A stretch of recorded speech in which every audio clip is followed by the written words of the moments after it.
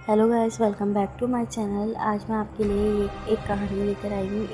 ये कहानी एक ऐसी औरत की है जिसने दावा किया था कि वो कई रातों तक अपने घर की खिड़की के बाहर एक ही औरत को खड़ा देखती रही। कराची के एक पुरसुकून इलाके में आयशा अपने ख़ानदान के साथ रहती थी।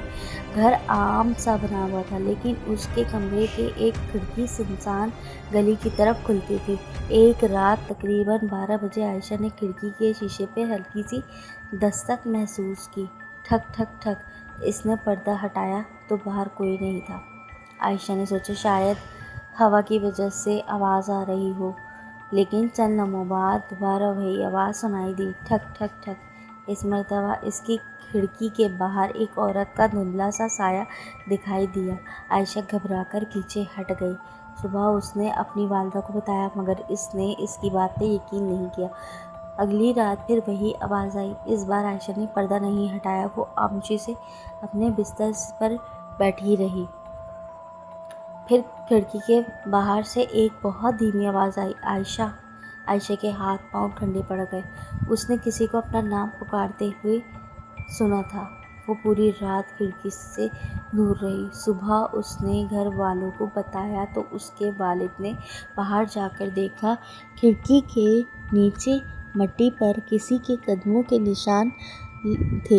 लेकिन अजीब बात यह थी कि वो कदमों के निशान खिड़की की तरफ आ तो रहे थे, लेकिन वापस नहीं जा रहे थे। इसके बाद घर वालों ने आयशा के कमरे की खिड़की बंद कर दी।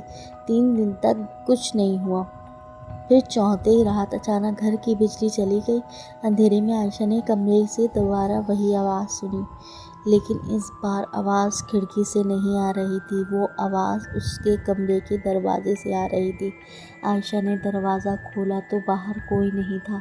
सिर्फ फर्श पर एक पुराना कागज़ पड़ा हुआ था। उस कागज़ पर एक औरत की तस्वीर बनी हुई थी। आयशा ने तस्वीर देखी तो उसके चेहरे का रंग उड़ गया। वही औरत जो वो कई रातों से खिड़की के बाहर दिखाई दी। अगले दिन घर वालों ने महल्ले की एक बुजुर्ग खातून से उस तस्वीर के बारे में पूछा। उन्होंने तस्वीर देखते ही कहा, ये औरत बरसों पहले इसी गली में रहती थी। लोग कहते हैं कि इसकी मौत के बाद भी कई लोगों ने इस रात के वक्त से घर की खिड़की के पास देखा है। औरत आयशा ने पूछा, लेकिन वो घर के बाहर क्यों आती है? बुजुर्ग खातून ने कुछ लम्हे खामोश रहने के बाद कहा, यही बात तो कोई नहीं जानता। इस रात आयशा ने फैसला किया वो इस कमरे में नहीं सोई, लेकिन रात के तकरीबन 12 बजे पूरे घर में एक साथ खिड़कियां बजने लगी। आयशा के वालिद ने बाहर जाकर देखा, गली बिल्कुल खाली थी। वापस आकर उन्होंने आयशा के कमरे का दरवाज़ा खोला तो खिड़की के शीशे पर अंदर की तरफ उंगली से एक जुमला लिखा हुआ था, मैं तुम्हें लेने नहीं आई, मैं तुम्हें खबरदार करने आई हूँ। इस जुमले के नीचे सिर्फ एक तारीख लिखी हुई थी, वही तारीख जिस दिन आयशा के घर के पिछले हिस्से में एक पुराना कुआं बंद किया गया था।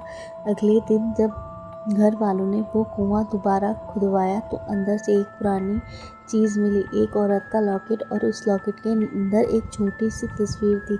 आयशा ने तस्वीर देखी तो उसके जिस्म में सनसनी दौड़ गई।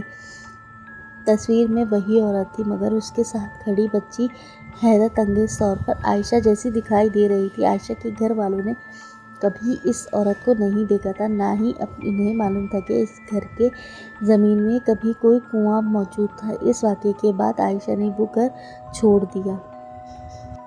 मगर कहानी यहाँ ख़त्म नहीं हुई। कुछ अरसे बाद नए घर में आयशा ने रात के वक्त अपने कमरे की खिड़की पर हल्की सी दस्तक सुनाई दी।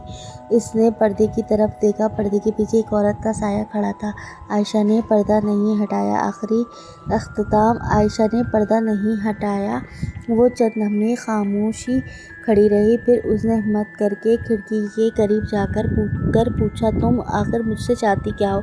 कमरे में अचानक खामोशी छा गई। फिर खिड़की के शीशे पर एक धुंधली जमी और उस धुंध पर आहिस्ता आहिस्ता सिर्फ 2 हुर्फ नमदार हुए, पीछे देखो। आयशा का दिल तेज़ी से धड़कने लगा। उसने फ़ौरन पीछे मुड़कर देखा, कमरा खाली था। जब उसने दोबारा खिड़की की तरफ देखा तो औरत का साया भी गायब हो चुका था।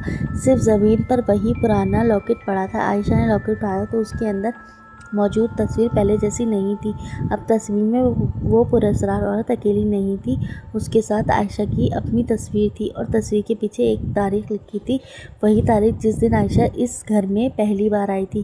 اگلی صبح عائشہ نے فیصلہ کیا وہ اس گھر میں دوبارہ کبھی نہیں رہیں گے۔